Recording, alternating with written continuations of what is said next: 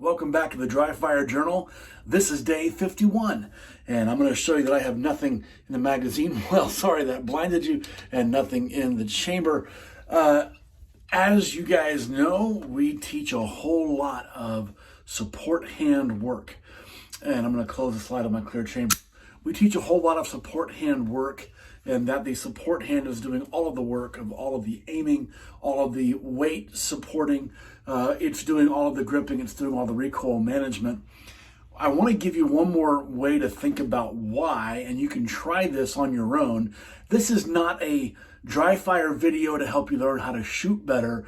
This is a dry fire video to help you think through why we do what we do. So, again, totally, completely clear firearm. Really important that you confirm that. You can take the gun apart. You can use a barrel block. There's lots of ways to do that.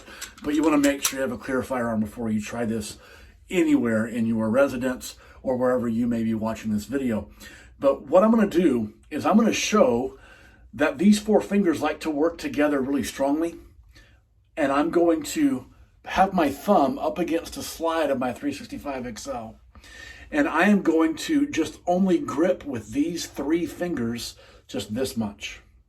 So you can see I have quite a bit of gap in between the grip of my firearm, the frame of my firearm, and my fingers. And I'm going to put my finger on trigger. And as I press the trigger quickly, not like forcibly, but just quickly, watch what happens in these three fingers. I'm going to try it again. I'm going to level out my fingers, and I'm going to press the trigger quickly. And watch what happens. One more time. I'm going to try to really concentrate, try to keep these three fingers totally straight as I press my trigger, and I cannot do it.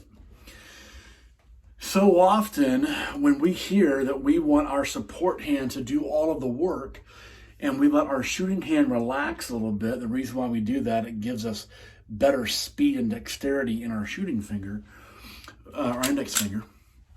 But when we think through this, I want you to have a deeper understanding of the why behind the what.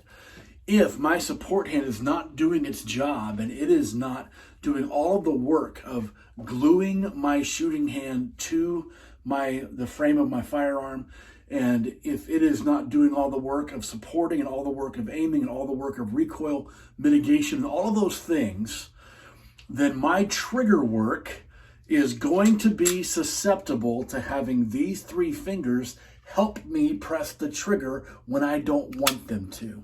So if I'm gripping loosely with my shooting hand and I press the trigger, again, you'll see movement when I don't want to have movement. So another reason, another why behind the what of why we want to use our support hand to do all the things except for trigger press is because it's very difficult to press the trigger with just my trigger finger when I am holding a grip. Experiment with this, and I want to know what your findings are with your particular hand and your particular frame. Are you able to keep these three fingers from moving at all while you press the trigger quickly? Let me know. Leave me a comment, shoot me a message on Facebook, whatever. Let me know if this helps you. Would love to have a conversation about it, and I will see you guys tomorrow.